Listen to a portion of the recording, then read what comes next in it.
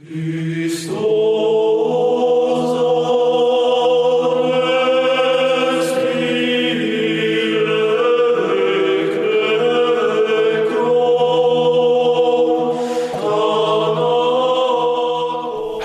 I'm Peter Adamson, and you're listening to the History of Philosophy podcast, brought to you with the support of the Philosophy Department at King's College London and the LMU in Munich.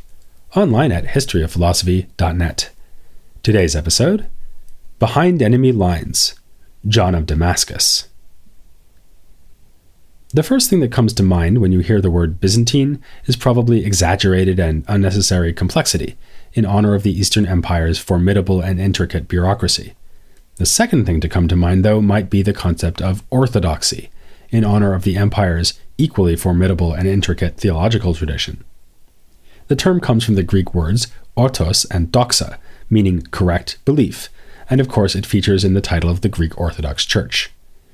The doctrines of that church emerged from late antiquity and the early Byzantine period, a time of fierce debate as to which religious beliefs are, in fact, correct. To be an Orthodox Christian was obviously to reject paganism and the two other Abrahamic faiths, Judaism, which was seen as superseded by the Incarnation and the Gospels, and Islam, which was seen more unfavorably still as an outright heresy. Orthodoxy also meant rejecting certain teachings that had been adopted by other Eastern Christian communities during centuries of controversy over the Trinity and the nature, or indeed natures, of Christ. No one text, church council, or theologian was solely responsible for establishing the theology of the Orthodox Church, but a few key figures were particularly important in that process, among whom we must count John of Damascus. He would eventually be honored as a theological authority alongside the late ancient church fathers whose ideas animate his own writings, like the Cappadocians, the Pseudo-Dionysius, and Maximus the Confessor.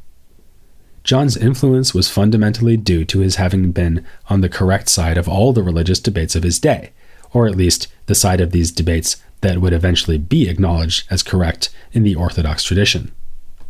He catalogued and rebuked the various sorts of heretical belief that lay outside what he saw as the true faith, including Islam. He was a stalwart defender of Chalcedonian Christianity, and as we saw last time, also a fierce advocate of the veneration of icons, and this at a time when the emperor in Constantinople was promulgating iconoclasm. It may seem strange that this champion of Eastern Orthodoxy should have lived outside the borders of the Byzantine Empire. Actually, though, this makes perfect sense. Living as he did in the Umayyad Empire in the first half of the 8th century, John could not take the dominance of his version of Christianity for granted. As his name indicates, he was born in Damascus, to a Greek-speaking Christian family of well-placed administrators who managed to flourish despite the transition to Islamic rule. In the Syria of his day, and in Palestine, where he would become a monk, John lived among a religiously diverse population, with plenty of opportunity for debate between Christian and Jew, Christian and Muslim, and between Chalcedonians, like himself, and other Christian groups. As we know from our look at philosophy in Syriac and Armenian, these groups included the Nestorians, a group with a strong presence in the East, which emphasized the duality of Christ as both divine and human, and the Monophysites, who on the contrary insisted that Christ has only one nature which unites both his divinity and humanity. There were also the Monothelites, who adopted a compromise position according to which divinity and humanity come together in Christ's single will. Hence their name, which comes from the Greek words mono and thelesis, meaning one and will. John wrote polemics against all these groups, maintaining the line established at the Council of Chalcedon in 451 and already defended by Maximus. This meant distinguishing two natures in Christ, seeking to safeguard his unity with reference to the single existing person in which these natures resided. Following the same line of thought, John also rejected another compromise formula which would acknowledge Christ's two natures but ascribe to him a single activity or energeia. As we noted in the introduction to this series on Byzantine philosophy, Aristotle had already used the word energeia, meaning by it actuality, as opposed to potentiality. So it's a concept familiar from ancient philosophy and the other medieval traditions. But the word energeia is being used in a somewhat more specific way here, to refer to the activity that proceeds from a given nature, the way heat comes from fire. This is the basis of John's objection to the Monothelites.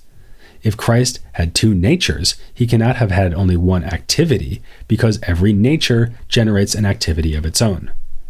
Similarly, John's response to the Nestorians and Monophysites turns on the Greek technical term hypostasis, which can be found in late ancient texts, but with a somewhat different connotation. Christ has two natures, but is still a single unified being because he is only one hypostasis. Roughly, this means that he was a single existent. We'll find out what it means less roughly in a couple of minutes. If you're tempted to ask what in the world any of this has to do with philosophy, a perusal of John's masterwork, The Fountain of Knowledge, might help answer your question. It's a massive text of 3 parts, the first of which is called Philosophical Chapters. This part is a kind of textbook which gathers together definitions and explanations of basic terms and concepts drawn from both Christian authorities and also pagan authors, whom he calls the outside philosophers. Sometimes John contrasts the teachings of the pagans and the Christian fathers, but for the most part, the philosophical chapters read like an elementary introduction to logic and other philosophical basics that could have been handed to pagan students by a pagan professor in antique Alexandria. This textbook is supposed to prepare the reader for tackling the remaining 2 parts of the work, called respectively On the Orthodox Faith and On Heresies. John's fame and importance rest above all on the second part of the Fountain. On the Orthodox Faith was translated into Latin and became a major source for the scholastics. You'll see it cited on many pages of Aquinas' Summa Theologiae, for example, and it was also rendered into Old Slavonic and Arabic, enabling it to become a mainstay of Christian theology across much of the globe. It offers what its title promises, a comprehensive explanation and defense of the religious doctrines that John accepted as orthodox, and would indeed become accepted as orthodox by the Greek Church in due course. Now, this is most certainly a work of theology, but it is not for nothing that John has prepared the way with a survey of basic philosophical concepts.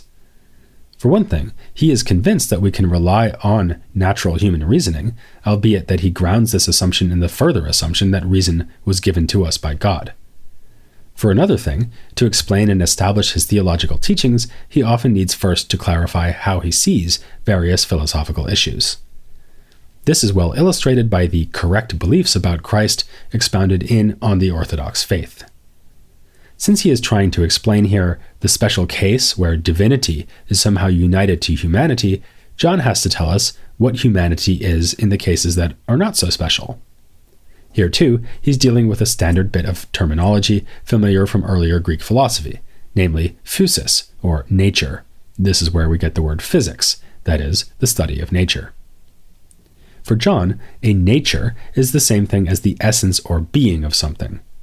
Thus, the nature of a giraffe is just what makes giraffes to be the sort of thing they are. In itself, a nature like this is not an individual thing, because it is shared among all the beings that have the same nature. The essence of giraffe belongs to all giraffes, and furthermore, we can grasp this nature in our minds as a general or universal concept. By contrast, an individual giraffe, like Hiawatha, comes about when the giraffe nature exists concretely, and when this happens, we can speak of hypostasis. So now we can explain more clearly what John means by this term. A hypostasis is the instantiation of a nature or essence in one particular individual.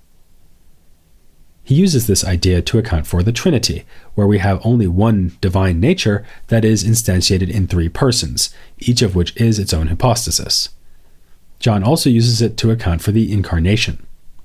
Christ is only one hypostasis, but with 2 natures, both divine and human, thus ratifying the Chalcedonian formula.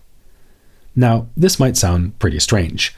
How can a single individual exemplify 2 natures, especially 2 such different natures, one created and one uncreated? This would be as if Hiawatha were somehow simultaneously a giraffe and a lion, which would at least mean she wouldn't have to venture far to find dinner, but seems metaphysically absurd. John's response would be that the difference between the 2 natures in Christ is precisely why they cannot coalesce to become one single nature, as the Monophysites held. In general, it is possible for things with various natures to come together and mix, as when the elements fuse to form a complex body. But in that sort of case, the 2 natures being mixed together are lost. Fire and water are taken up into the compound body and are no longer present as elements. By contrast, if Jesus was indeed both fully human and fully God, as Christianity requires, then he must have had two natures that were preserved and not lost by being commingled. We do have some hope of understanding how this is possible, because there is another case of two natures remaining unmixed in one single hypostasis, namely the case of an ordinary human. Each of us has both a soul and a body, and these two parts retain their different natures, as we can see from the fact that souls are able to outlive the body. Another case John is fond of mentioning is a burning hot sword, where the nature of fire occurs together with the nature of iron. He compares the soul's presence in body to the fire's presence in the sword, and points out that both the fire and iron retain separate activities, the fire burning and the iron cutting.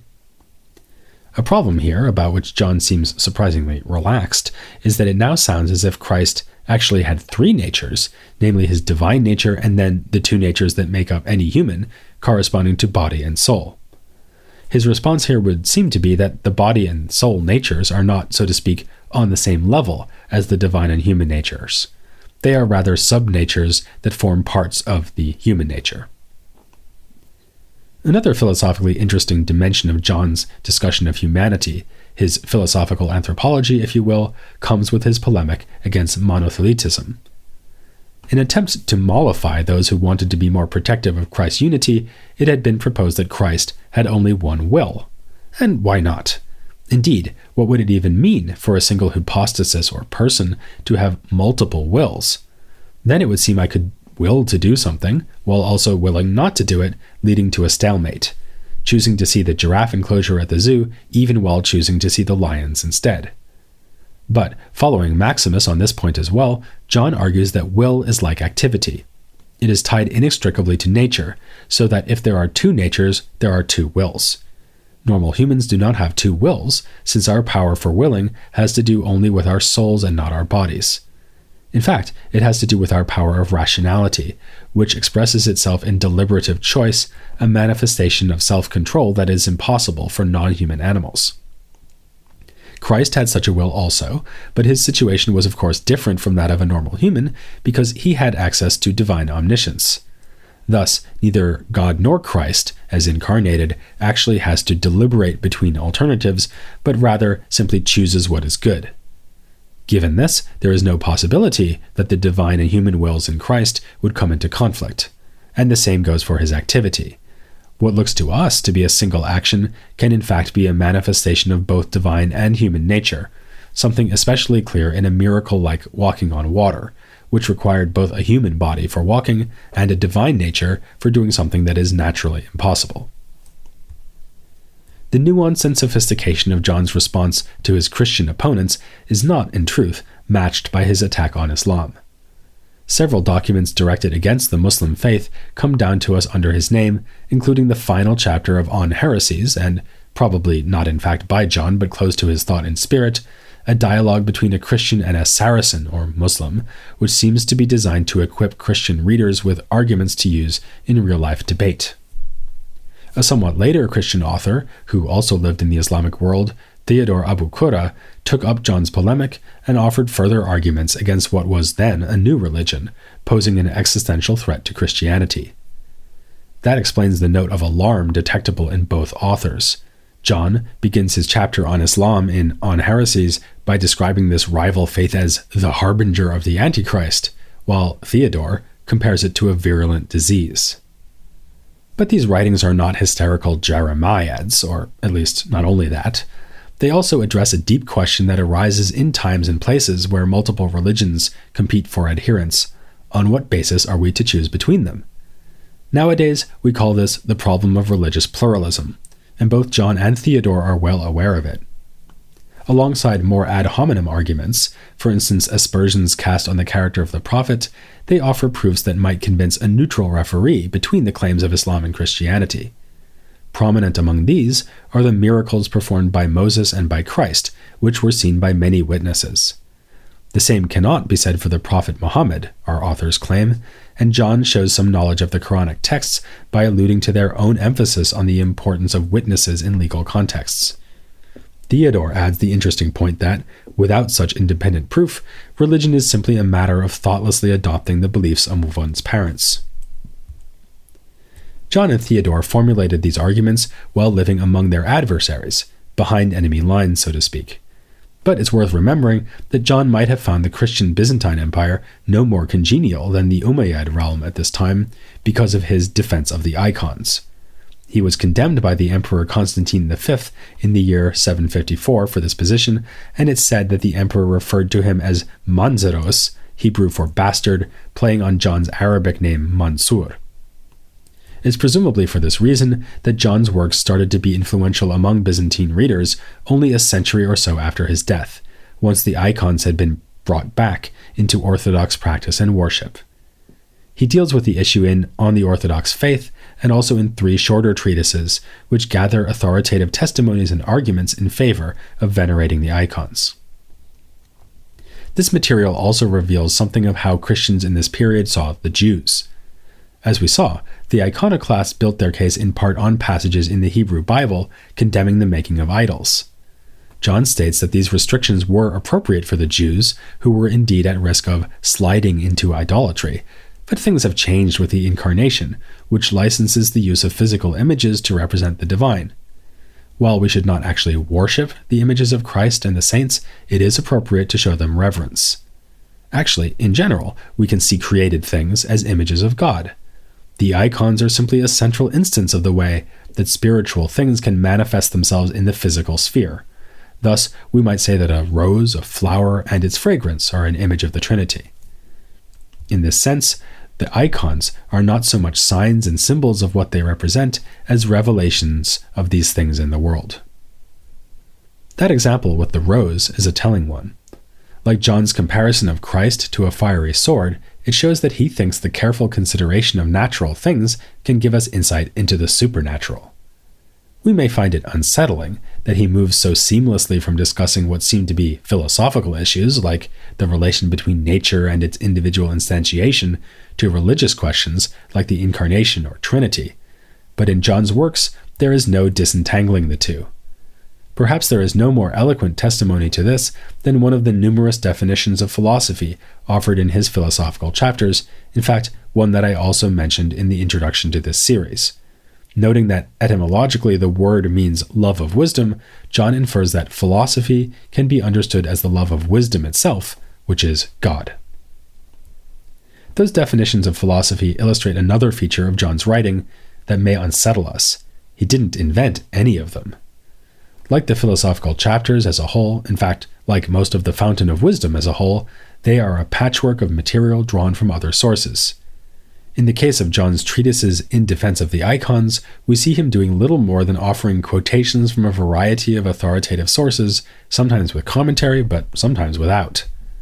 John's influence as a theologian was, to put it mildly, not owing to his originality. To the contrary, he was above all useful because of his command of many sources, which he wove together into useful and powerful works that are often little more than compilations. And John was not the only one. Some of the most frequently copied and consulted works of Byzantine philosophy were not so much written as gathered. Of course, in this series of episodes, I'm trying to convince you that Byzantine philosophy is genuinely interesting, and at first glance, these compilations present something of a problem for that thesis. Can a text that just assembles material from earlier texts really be worth the attention of the historian of philosophy? Rather than ignoring this question in hopes that you won't notice, I'm going to be confronting the topic head-on and devoting a whole episode to the question whether such treatises can be philosophically valuable and interesting. First, though, I've put together another episode in which we'll be meeting a leading expert on the thought of John of Damascus, in an interview where I already ask whether his compilatory habits should give us pause. So don't hesitate to join me next time as I speak to Andrew Luth here on The History of Philosophy Without Any Gaps.